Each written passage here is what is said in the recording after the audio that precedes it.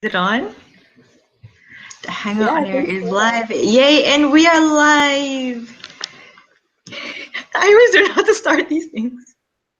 It's like so Hold different on. from booktubing because you can edit and stuff. So Yeah. yeah, okay. So I'm just gonna start. Okay. Hi guys, it's Molly here, and today we're gonna be doing a spoiler discussion for A Court of Mist and Fury by Sarah J. Maas, and with me today I have none other than the. See, you can't cut out these like.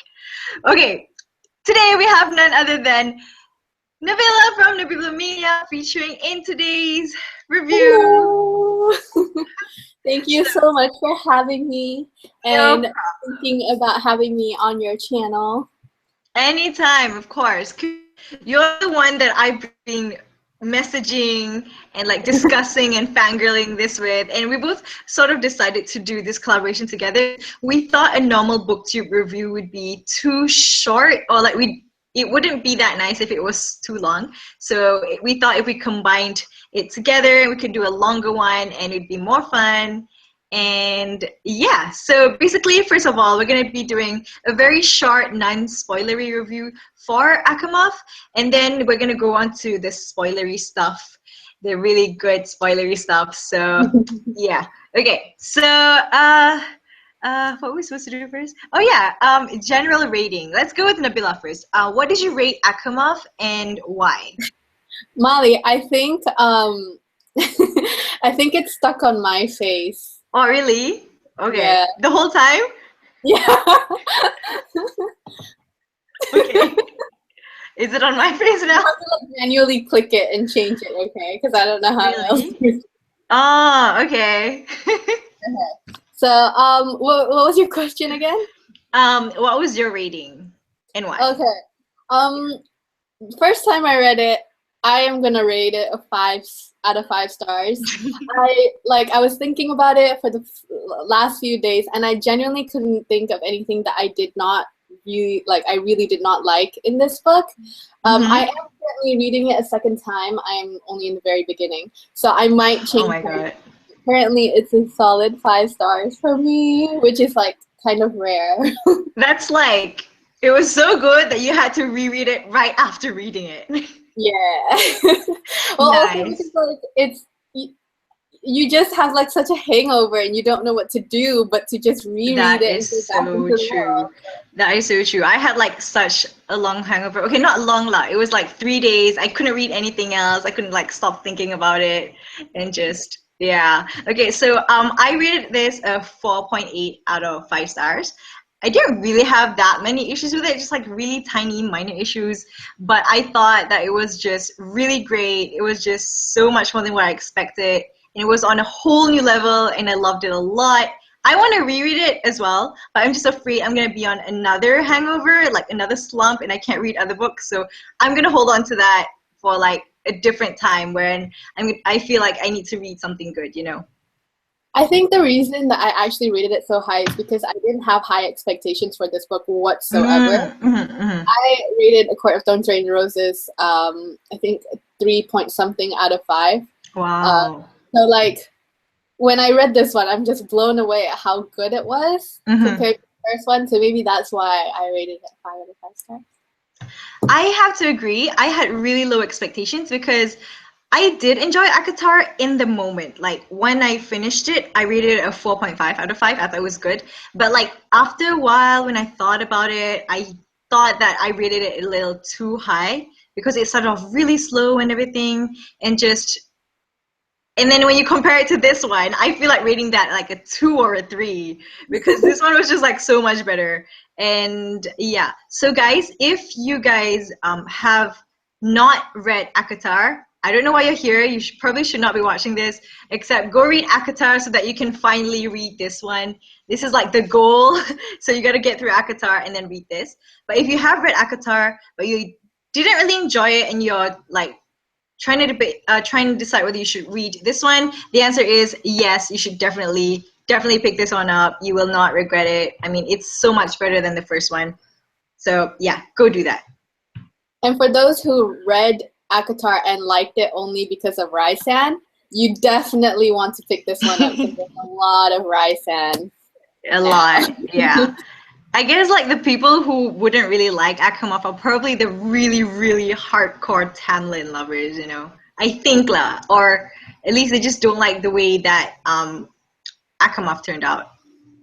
But yeah, I have heard like mixed reviews as well for this. So yeah. Okay, so let's talk about generally like the plot. What did you think about it? You know what? I was talking to you about this the other day. I felt like it was very gradual. Like it didn't happen like everything happened instantaneously at once. But I thought the pacing was very good and very well thought out. And I'm really liking where the story is progressing, and I just cannot wait for the last book. It is a trilogy, right? I think so. I'm pretty sure it's a trilogy. Yeah. So. I kind of wish there's gonna be more, but at the same time, I don't really want there to be more, so that I don't want there to be so many problems that they have to solve. You know? Yeah. I don't want her to drag it out, and I want to know what happens in the end. So like, yeah, but I know. Yeah. I thought the plot was actually really quite clear. Like it had a direction. You knew basically what they were supposed to do, but there were a lot of steps to get there, and we actually went through the steps one by one, and it actually stretched on a long period of time. I think maybe like several months. Was it like several months or a bit longer than that? I'm not sure. But yeah, a lot actually happened. I rarely got bored reading it. Actually, I don't think I got bored at all. I just kept wanting to like go to the next page and read the next chapter. I guess like the only slow parts for me were only the first couple of chapters when, okay, I can't spoil anything. Yeah, but the first couple of chapters were a little slow, but it was good. But it was slow. You know what I mean? Yeah. But it was necessary. Yes, definitely, it was necessary. What did you think about the characters in Akamov? Oh, I definitely love, like, I'm more invested in the characters in this book. More, especially the inner circle. I don't think that's a spoiler, especially the inner circle. So I'm and I think they have like lots more depth, like characters with lots of depth and like background stories and interesting background stories. And that is one of the main reasons I loved Six of Crows. It's because of the group of characters and their different background stories and all that. And they have that in A Court of Mist and Fury, which is what I absolutely loved. Well, I haven't read Six of Crows, but reading this really makes me want to read Six of Crows. I love the relationship between the characters is just so great, and it makes you feel so protective over them, and it's just, and I guess like, okay, now I've lost my chain of thought. But okay, talking about characters, I was actually really annoyed with Farah in the first book. Like I couldn't really connect to her. She was a little annoying. I didn't like her. But in Akamov, surprisingly, her character got a lot of development, and I actually started to really like her. Yeah, I really liked Farah's character in this one. I could relate to her in a lot of ways, even if it's not as extreme as in her situations. It was still quite relatable, and the things that she had to go through after what happened in Akatar, I thought it was very realistic, and I liked how she dealt with it and how realistic she was with it. And not just Farah, I think Raisan had like really great character development as well, and you uncover a lot of like his past and secrets and things like that. I really enjoyed that. Yeah.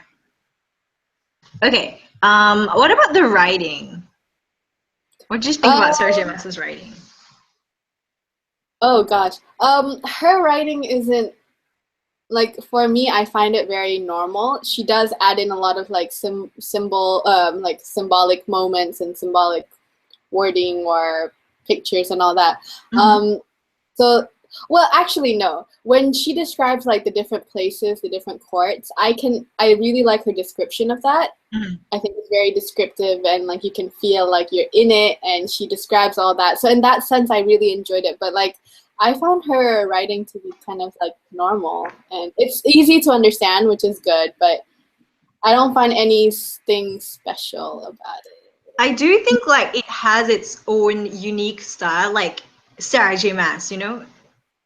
I don't know, because you haven't read her other books. I haven't read that Throne of Glass, so like I can't really like say for sure. I've only read A Court of Thorns and Roses, and this one, Okay. I can't really say for sure that I can sense Sarah J. Maas in Okay, this. okay. Well, Yeah. I thought the writing itself was actually quite good. I mean, it wasn't like some books, sometimes the writing is a little cringy or like flat. This one, I don't think this one was flat at all. I mean, it was just you can just immerse yourself in it like so well. And I agree with the descriptions of the world building and things like that. That was just incredible. I mean, you fall in love not just with the characters but with the world itself as well, and I think I'm just so impressed with how she can do that. And yeah, I like how symbolic she makes things. Like she connects things that she's mentioned before in such a way that you're like, oh my god, you know. Yeah, I kind of wish I read A Court of Thorns and Roses before, because there were some scenes, but I mean, in the end, I understood the scenes anyways, because there were some scenes that like it relates back to that moment in specific scene in A Court of Thorns and Roses. So yeah, but oh well, I don't really care. Yeah, because I think she sort of recaps a little bit from what happened in ACOTAR, so we weren't too lost. So I think that was pretty good. Okay, so before we go into the spoilery discussion, I think it's kind of necessary to sort of warn people about how graphic the sex scenes inside are. Yeah. Yeah. So do you think it was different from ACOTAR? To be honest, I cannot remember much of A Court of Thorns, ACOTAR. One thing is though, like, I don't usually read books with a lot of sex scenes, and I felt like there were a few scenes in here that I felt were unnecessary, or I didn't like feel like it was like I wasn't emotionally attached to it. But there were some scenes that I felt like added to the relationship affair. Are we going into the spoiler discussion now? Not yet. So just like warning it. Of Fair and somebody else. Okay, I understand. So yeah, if you're not really into that, I guess you can skip those parts if you want. Yeah, really, but if you want to avoid it altogether, I mean, like, you are missing out on the real good plot though. So yeah, that's what I did for like the first few. Just like, okay, when does it end? Okay, it ends here. So I think that's the end of our non-spoilery discussion. So you guys can decide from our opinions whether you want to read it or not, or whether you agree with our opinions or not. And hopefully, once you've read Akama, if you can come back and watch the rest of our discussion. So we'll see you guys who have not read Akama later. Bye. Hi. Hello again. Okay, so we're gonna talk about a couple of things in this spoilery section. Okay, hang on. Let me I think I wrote some stuff. Okay, so first we're gonna talk about do you want to talk about the world building, Nabila, again? Yeah, go ahead. But in detail, okay? We'll talk about the world building, and then we're gonna talk about the inner circle, and then we're gonna talk a little bit about mental illness or like PTSD. About the characters too. Sorry? Like the main characters. Yeah. And basically anything spoilery, just like, here's where we're gonna say it. And we're gonna also, of course, we're gonna talk about the romance, and we're gonna talk about Tamlin because that's such a big discussion going on over there. And also we're gonna talk about Fair's family. So let's talk about the world building as well. Let's talk about the world building first. What did you think about the night court? Oh my god. Okay, first of all, like the night court itself, it wasn't very like appealing to me. Like the whole mountain. In ACOTAR? No, even in like the beginning of Akuma, it was nice, especially like when they described his palace. I don't know what you call it, but it seemed like a palace, you know? Yeah. It was like, it was okay. Like, I love the palace, but the whole night court itself, the whole mountains, like, I don't think I could personally live there. But when they introduced Valaris, that's when I fell in love. Valaris. Yeah. With the night court.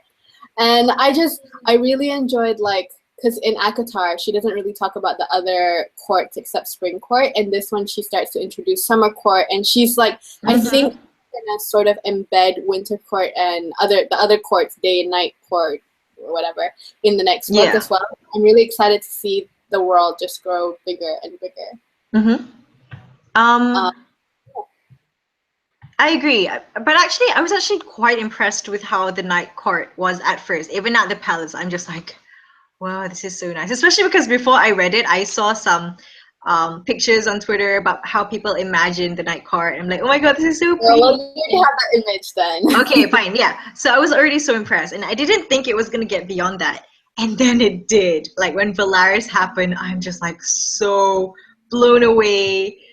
It's so magical. It's like my number two favorite fictional place in the world. What's your number one? Hogwarts. Oh, okay, fair enough. Yeah, but yeah, Valaris was amazing, and the summer court was actually quite nice as well. Yeah, the summer court was beautiful. Like, I think Yeah. I would rather live in the summer court than like the night court itself, but Valaris is an exception. Yeah, and oh my god, at the end when Valaris was attacked, my Oh, that heart. one broke my heart. Like, especially Yeah. when she starts to see like everything that she really liked. Like, okay, some of the names of the places were kind of cheesy though, like the Rainbow Path or something like that. Yeah, yeah. The It was kind of like cheesy, rainbow. but like Yeah. it broke my heart to see, like, especially since you know how much Raisan put so much effort into protecting Valaris and the Hmm. people there, making sure that they're okay and safe and all that, and then like it gets destroyed. So Hmm. that one was really sad. Yeah. What did you think about, is it Wimmering? Uh, Winnowing. Winnowing. Winnowing. Yeah, it's basically like apparating. Yeah, it's like Yeah, apparating. it's pretty I don't know. cool. I prefer like when they describe them flying because I love like the idea of flying. Yeah, yeah, same. No, it I just got seems like they can transport to wings. anywhere. I forgot that they mentioned that Raisan had wings in the previous book. Like I didn't Yeah, know. same. Like they mentioned it, I was like, they have wings since when? So I thought that was like really beautiful. You know, at first I thought it was like angel wings, the pretty angel wings with feathers. Seriously, Isn't because that like with feathers though? Oh it's no, it's not. not. It's not. It's Right? more The like bat wing. a skeleton kind of. Yeah, it's like a bat wing. It looks like a bat wing. Yeah, when I see fan arts, I'm like, wait, it's not the pretty feathery one. But okay, like it looks a bit more realistic, so fine. Okay. What were we talking about just now? Okay, the world building. Oh, do you want to see my lock screen? So pretty. Oh, that's beautiful. So Did you it's make a that court of yourself? dreams. Oh, well, I found the background on Tumblr, and then I just Okay, put a fair court of enough. dreams on it. So yeah. That's Okay. great. Let's talk about the inner circle. Who's your favorite member? Oh gosh, why do you ask me that? Um, I I can't love decide. Moore and like Cassian. I love the outgoing, spunky ones. So I love Moore and Cassian, but I do love like Azrael and Amren as well. Yeah, Um, yeah. Amren still remains like a mystery slightly because you don't really know too much about her. I'm really curious as to what she is exactly, and I'm wondering Mm-hmm. Mm-hmm. if like in the next book he's gonna unleash her full power like to the Yeah. world. Yeah, that's kind of scary but cool. Like Yeah. it's comforting to know that they have a sort of weapon by their side, But I don't even though know we if you don't can know what she is. control her though. That's what scares me. Yeah. But I think I like more the most. I mean, I love how she was there for Farah after Farah's whole about the whole meeting thing and Yes. everything. Yeah. But at the end, Amran became so loyal and protective over Yeah. Farah. It was just like so heartwarming because Amran is a type who's like so cold and, you know, direct, and I didn't think she would ever really care for Farah truly, and she did, and I was just like, so nice. Yeah. I don't Yeah. know. I genuinely love all of them. Like I Yeah, love. and I really appreciated how Sarah introduced us to the characters, but also straight away she gave us their background. So I Yeah. personally fell in love with them straight away, Yeah. Yeah. like when they Like were you having know dinner. the troubles and struggles they went to. Like they're all bastards of Mm. high lords. Are they? I can't remember. I don't know. And like Moore's story is so tragic as well. how they Yeah. like, nailed a note to her. I know. Oh my God. Yeah. Yeah. Okay, that's scary. I'm really worried that Sarah J. Maas is gonna kill one of them in the I think next she will. one. No! I really think she will kill at least one. And I have a feeling it might be. Okay, I don't know who it's gonna be now, but I think I she's just gonna hope kill that if one. he kills like anybody with a mate or like with somebody a love interest, they kill both of them because that would make me slightly happier. Because it would make it worse. Well, actually, no, I don't know. I don't want to say that.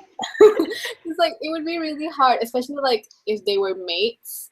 Um, Yeah. then that would just kill me. I know. Same, same. So yeah. Let's talk about the romance. You wanna go first? I really liked it. I really liked that. Okay, first of all, with Tamlin, I always felt like the love wasn't there, the chemistry wasn't there. I don't know, it always felt like Tamlin just wanted her for sex. I don't know, The it just thing felt like about that. Hamlin, even in the first book, it was because like the main reason The they were together curse, was right? because like the curse, yeah, exactly. And he just wanted Mm, to find someone for the curse, and she would fall in love with the first person who showed her any form of kindness, and mm, that was the only person who like offered her kindness and protection and shelter and all of that. And like he was nice, but their chemistry wasn't there. So like with Tamlin, I was ready to let go of Tamlin. yeah, me too. I mean, I didn't even really like him that much in the first one. I was already like on Team Rysand in the first one. Yeah, exactly. But yeah, and he just became such an asshole in Akamov. Even though I sort of understand where he's coming from and why he felt so overprotected because he couldn't do Yeah, anything in the first one. like I But can't fully still, hate him because I know that he's just trying to protect Farah yeah. from the hurt because she did die and like that was his biggest fear. I think he genuinely loves her. It's just that he doesn't know her well enough. Um, Yes. And he and doesn't try to know her. That's the problem. yeah, like the whole in the beginning where she would like wake up from nightmares, he would just ignore it and they would ignore each other's problems and pretend that everything is fine Hmm. and that just bugs me. Also, another thing that bugs me, I think Raisan brought this up. He was like, Tamlin just basically sat on his ass the whole time in under the mountain when Hmm. Amarantha. He didn't do anything, and the first chance that he got to see Farah, all he wanted was Hmm. her physically. Whereas Hmm. like Raisan, he was even though he was like he seemed evil or whatever, he was continuously trying to help her. He was doing things to try to help everybody basically to just save Yeah. the world. And Oh, that's why he's so amazing. yeah. And I really like how he just gets her, even though I don't think it's just because of the mating bond, though. I think he, wait, I think he understands her full potential. yeah. He never tries to like trap her or stop her, even though he knows the danger that she would be in. Like he believes in her, and I find that so He romantic. gives her a And choice. That's mm, what. Yeah. like, okay, do you want to talk about the mating bond? Yeah, sure. Oh, okay. Were you shocked? Because I was really shocked Yeah, when I didn't yeah. see it coming. Though I think if I was like I think I was just so immersed in the world that I didn't see it coming. I Think didn't about have it. time to theorize anything. But I think if I Yeah. had the time, like I read it slowly and all that, I probably would have seen it coming. But yeah, no, I genuinely just thought it was the whole tattoo thing, like the bond that he had created. Same. So I thought Hmm. that was just it. And but I did not see the whole mating thing come up, especially No. because Kevin, one of our friends, he had just Yeah. read A Court of Thorns and Roses, or was it reread? Red, I think. He read it, and there was this one scene that he screenshots it as, and he's like, I don't understand what's happening. And basically what happened was Raisan saw her and then like kind of just like was shocked, and then nobody knows why it was. I think I was really confused with that part as well. I'm like, wait, what just happened? Same. Yeah. And it Yeah. was finally explained in this one, and I'm just like, finally. And the explanation is so nice. Yeah, and I don't know. I just love like and how their relationship was very gradual as well, you know? Mm-hmm. Yeah. Like it didn't start off as just bam. No, it didn't.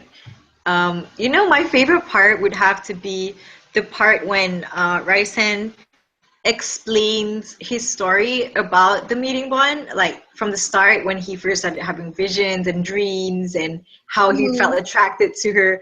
The whole entire story was just so sweet. I don't know. I was just so I loved it. I really loved it, and my And he heart was so truly selfless just too. fell for him. Like he was so selfless because he Yeah, could have because of just that. told her that they were mates and then kind of like force her, but he saw that she was like happy-ish with Tamlin and she loved Yeah. him. So he kind of like let her go for like the 3 months until she really needed him. And I was just like, I know. oh, And then like when I think he cried, right? When she finally like just accepted him for who he is. yeah. When she gave him the food. That was like so random, but it's so I found it kind of deep. I don't know. It's very animalistic, I think. Like Ah, yeah. one thing about this whole book, this whole series, in fact, that Sarah J. Maas, if you guys notice, she never refers to them as a guy or girl or boy or girl. She refers to them as male or female. Mm-hmm. And then there are lots of words that you would relate them to, like as animals, like roar and the mating bond, even the mating bond, and like the whole Mm-hmm. giving food thing is like very like primal. Is that the right word? I don't know, but it's like I something don't know. very animalistic. So I guess she Yeah. did that like on purpose, but it's kind of weird to be honest. It is, but I guess it's different, and that's sort of Yeah, why we find it kind of fascinating. and it works. Yeah, it works. Yeah. Um, like I was even more attracted to read the sex scenes with Riz rather than with Tamlin because Yeah, I think because we already started to love Riz and it didn't feel like something so physical or like lustful anymore. It was like genuine love. I know it was coming from Mila. That's what I thought. yeah. And yeah, like the part with the kneeling thing. Do you want to talk about Oh, that? yeah. Okay. Well, it's kind of like inappropriate, but it's so like Raisan has those like tattoos on his knees, right? And it like at one point, I think it was like when he woke up from the nightmare, she asked him like, "What was that?" And he's like, "It shows like it reminds myself that I would bow to nobody and to no one, but my own court or something like that." Kingdom. Or, yeah, something My like own that. kingdom. And then like in on page 531, I have it right here.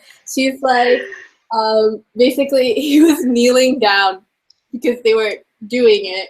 But like when he said he knelt on those stars and mountains inked on his knees, he would bow for no one and nothing but his mate, his equal. That part just like got to me. It was just incredible. Like it was like so meaningful and symbolic. It's just like whoa, you know, like this shit is real. This is like love right there. Yeah. But yeah, it was really nice. And then that's why I cried. I cried at the end when I Oh yeah. thought Oh, the mating bond snapped. First I'm like, wait, can they do that? And then it seemed like it did happen. I'm just like, I was in what complete is denial. happening? Like when I was reading, I was like, no, they can't. It's a mating bond. It goes like beyond magic, you know. It's like something that is natural and like in them. You can't break it. And then like Did she you? goes through so much pain and all that, and I was like, wait, no.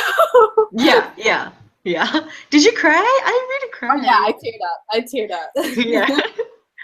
And then, oh my God, those last two chapters were just the death of me.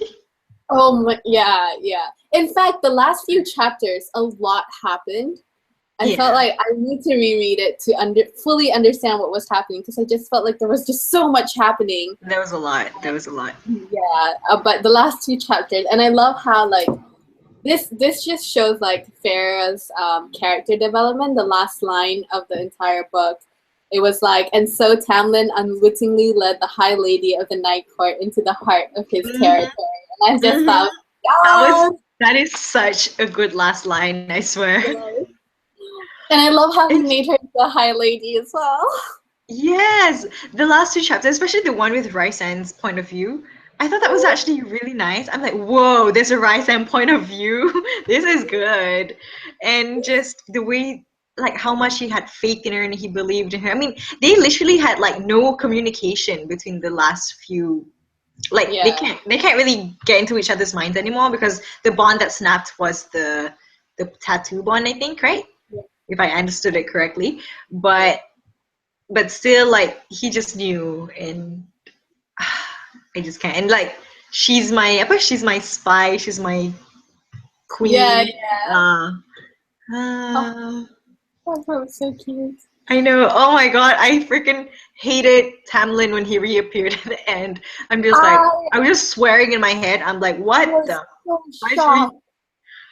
Like, okay, I get Tamlin was like very protective or whatever, but to betray Prithian, to give Mm, basically the whole continent to the king of Hybern, I think that was so cruel of him. I know. I think And if it was Ryzen, he would find a way to save both anyway. yeah, or Yeah. like manipulate or something. I don't know. But I Yeah. think my biggest like I kind of like I felt very betrayed with Tamlin, but I think I felt even more betrayed by Lucien Mm-hmm. because I just felt like Lucien was more level-headed than Tamlin from the very beginning, Yeah. and like he kind of understood Farah and all that, but for him to just allow like I get he's his second, but for him to allow Tamlin to just do whatever he wants and betray Prithian, I think that was very very that hurt me. Okay, yeah, I can see. It was actually a bit random though at the end when we found out that his mate is Oh, what's Elaine. Elaine, yeah. It was really random, but it really intrigues No, me but to it read the plays next one. into it well because Lucien knows that Farah is just playing along. She's not actually, because you know how she pretended that Ah, she was under a spell for yeah, Lucien yeah. for that. So, like, I think if it wasn't for him being Uh-huh. mates with Elaine, he would have just betrayed Farah and be like, look, she's lying. But because Yeah, he had yeah. faith in it, I think that it worked out. Worked out well. That's why it was kind of genius. Like Yeah. with that popping up, it was just really great. Yeah. Ah, so many good stuff. Speaking of Elaine, can we just like move into like her family in general? Yeah, yeah, yeah. So I want to talk about. I really love Nesta in this one. Um, like I thought she was a very protective character. Like from the very beginning, she was kind of like a little bitchy, but like Mhm. she's the way she is for a certain reason. And I didn't quite like her in the first book. I just found her to be really annoying. But in this one, I really like her, especially the part where she was going in the cauldron and she kind of Mhm. just flipped the king off right before going. Yeah. And I'm really curious as to see what she is because it says that like she took more from the cauldron, so she isn't exactly fae. She's like a Mhm. bit more than that. So I'm really interested to see where her character plays in. Mhm. I don't really have much opinion about Nesta because I didn't really like her, but like I didn't dislike her. I just cared more about the other characters, so I didn't really think much about her. But it's really interesting that both her sisters are now phase as well. Like what's Mm. gonna happen, and it's kind of comforting at the same time, so that Feyre's still gonna have a family forever if they all Yeah, survive. yeah, yeah. Do you think that Nesta and Cassian Cassian. will be a thing? I think so. Well, they I don't think they're gonna be mates because I don't think they'll. Maybe not. Yeah. yeah, but if they were, I think they could be together. Mhm. Yeah, Mhm. if Nessa lets her guard down, because Cassian's definitely interested. Yeah, yeah, yeah. Yeah. Oh, hang on. And what about the dad? The I dad was kind just gonna mention about the dad. Yeah, the dad kind of just disappeared. So Yeah. I'm wondering if he's gonna like become a hostage or something in the next book, because I feel like that's very possible. The King of Mm. Fire, and he's probably gonna take because he's the only family left. Yeah, yeah, true. I don't know, I but I don't know if hate like Farrah's gonna even care. I hate the King of Hybern, I swear. It's like, what's your problem? I'm excited because I love evil characters. I And don't I like have a this love evil relationship character. with like evil characters, you know? Like if they're a good evil character, then I like enjoy them being a villain. You understand? Okay, Like yeah, I yeah. don't like them. I Um, find them so annoying, but I find like that's what makes a good evil character.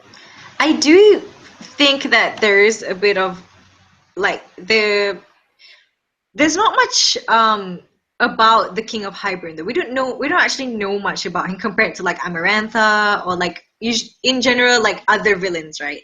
So I Yeah. don't know. I don't really know much about him enough to really be convinced with him as a villain. If you know Mm. what I mean. Well, we don't know his motives yet. Exactly. So I hope that we at least know a bit more about him in there. I mean, like, I know you haven't read Third of Glass, but in Third of Glass, we don't really know much about the evil person until like the latest book. So, I Mm. mean, it's really slow life. It's like that. But thank God there's But only it's 3 books in there. books, hopefully, so yeah. Yeah. So I think we have covered everything except for the mental illness part. Do you just want to quickly talk about that? Oh yeah. Well, I just thought it was very interesting that she covered it in the first few chapters because a lot of people will find it very annoying how like Tamlin was and like Farah was kind of weak with like her puking and all that. But I thought that that was like a good Mm-hmm. depiction of like post-traumatic stress disorder, Yeah. especially with what she went through under the mountain. You know, when I read it, like when she recounted her horrors under the mountain, I Mm-hmm. genuinely cannot remember her being tortured that much in Mm-hmm. Akatar, but apparently she was, and I thought that this was what um, this really made me feel like empathize her Yeah. when she talks about the nightmares that she goes through and all of that. Mm-hmm. And even like Raisan goes through it. So it's like a lot of things happened under the mountain and they're just Mm-hmm. kind of like trying to get through it. And I thought that was very nice, like for Sarah J. Maas to talk about because it is something Mm-hmm. that actually happens in real life, obviously. So I yeah. also personally really loved the whole issue or theme of like um, not being like not being comfortable trapped somewhere, you know, where like especially when Yeah. Tamlin was trapping her or like when she felt like somebody else was starting to control her. Like I really liked that and like how she felt like she needed that freedom so Yeah. much to function. I can kind of relate to her at some point in when she was talking about that. But I really love the Sarah J. Maas included that kind of dilemma in this book. And And that's why I think like Farah has such good character development. yes, And it's yes. very realistic Mm-hmm. character development as well. It's not like she becomes Farah and she becomes like undefeatable. You know that she's Yeah, still yeah. and She's still has like all still flaws. human, but she's not. Yeah.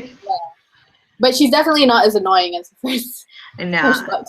Yeah, I quite like her in the second one. And I hope Yeah. that that kind of maintains in the third one. Yeah, I'm sure it will. If Yeah. it doesn't, I'll be so annoyed. Yeah. Okay, I think we have reached like the end of our discussion. So generally, I guess we both really enjoyed Akamov. I'm gonna be rereading it hopefully sometime this year again. And Yeah. Nabila is already rereading it. Yeah. Can I just say one of my favorite lines? Yeah, good. So my favorite line was in, I think it was in Starfall. It was to the people who look at the stars and wish, and then Raisan says, to the stars who listen and the dreams that are answered. I thought that was so So cute. nice. Yeah. I can't remember which Um, one's my favorite, but like I did tab quite a few parts that which were really good. I have like so many pages. I think once Let's I read see. it, I'll do it even more because like I don't. Wow. Yeah. Wow. Nice. Okay, thank you so much, Nabila, for featuring in Thanks for my having me. review of it today. Wait, did you say something? I said thank you for Oh, having me. okay, right. Yeah, you're welcome. And hopefully we can have more collaborations as well. And thank you so much for everyone who is watching live. And even if you're not watching live, thank you so much for sticking to us till the end. And we'll be seeing you guys in my next video. And you can check out Nabila's channel. I'll link it in the description box below. And yeah, bye! Bye. Is it off?